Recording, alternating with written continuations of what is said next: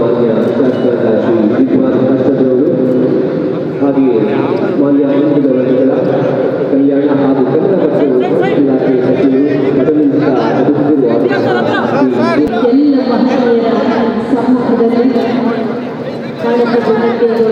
ಜಯಂತಿನ ಆಚರಣೆ ಮಾಡಲಾಗಿದೆ. ಸ್ವಲ್ಪ ಈ ಕಡೆ ಸರ್. ಮುಖ್ಯಮಂತ್ರಿಗಳು ಸಾಮುದಾಯಿಕ ಆಗ್ತಾಯಿದೆ. ಚಪ್ಪಾಳೆ ಮುಖೇನ ಸ್ವಾಗತಿಸೋಣ. ವೇದಿಕೆ ಮೇಲೆ ಎಲ್ಲ ಗಣ್ಯರನ್ನ ಸ್ವಾಗತಿಸೋಣ. ದಯವಿಟ್ಟು ಎಲ್ಲ ಗಣ್ಯರು ಬಂದು ಆಸೀನ ಆಗಬೇಕಾಗಿ ವಿನಂತಿ ಮಾಡ್ತಾ ಇದ್ದೀವಿ.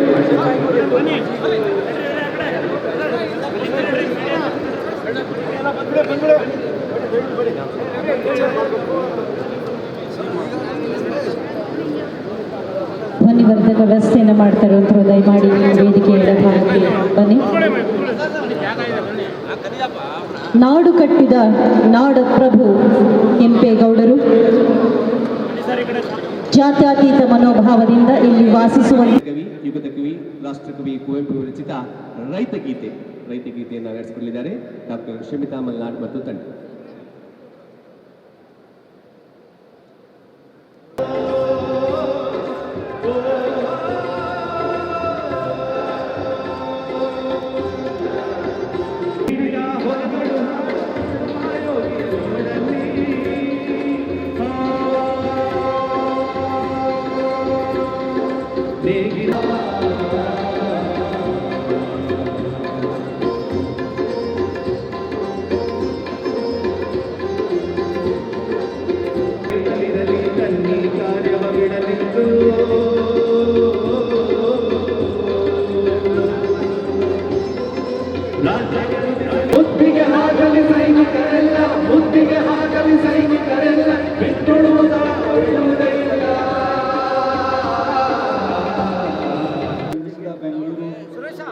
ಕರ್ನಾಟಕ ರಾಜ್ಯದ ರಾಜಧಾನಿ ಹಾಗೂ ಭಾರತದ ಪ್ರಮುಖ ನಗರಗಳಲ್ಲಿ ಒಂದಾಗಿರುವುದು ಹೆಮ್ಮೆಯ ವಿಷಯ.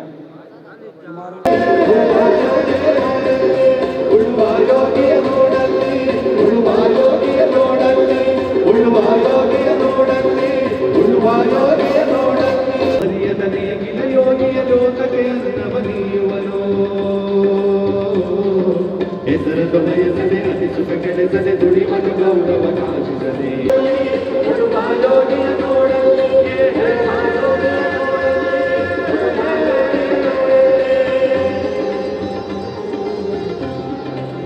ಸಲ್ಲಿಸ್ತಾ ಇದ್ದೀವಿ.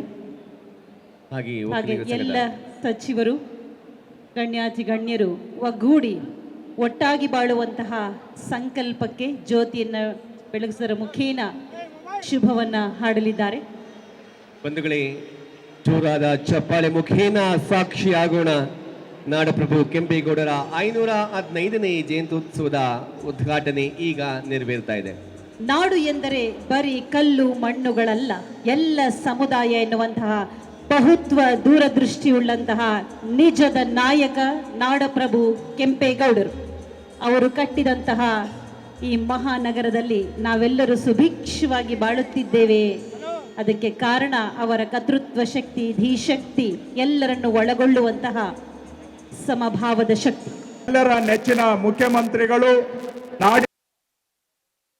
ನಾಯಕರು ಹಾಗೂ ಸದಾ ರೈತಾಪಿ ವರ್ಗದ ಪರವಾಗಿ ಬಲವಾದಂತಹ ನಿಲುವನ್ನ ತೆಗೆದುಕೊಂಡು ಇರ್ತಕ್ಕಂತಹ ಕೆಲಸವನ್ನ ನಮ್ಮ ಸರ್ಕಾರ ಇವತ್ತು ಮಾಡ್ತಾ ಇದೆ.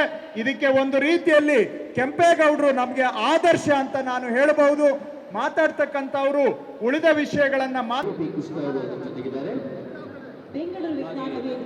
ಬೆಂಗಳೂರಿನ ಆಟಿನಲ್ಲಿರುವ ಸುಮಂಗಲಿ ಸೇವಾಶ್ರಮದಿಂದ ಶ್ರೀಮತಿ ಸುಶೀಲಮ್ಮ ಸಂಸ್ಥಾಪಕ ಅಧ್ಯಕ್ಷರು ಹಾಗೆ ಶ್ರೀಮತಿ ಶಾಂತಮ್ಮ ಕಾರ್ಯದರ್ಶಿಗಳು.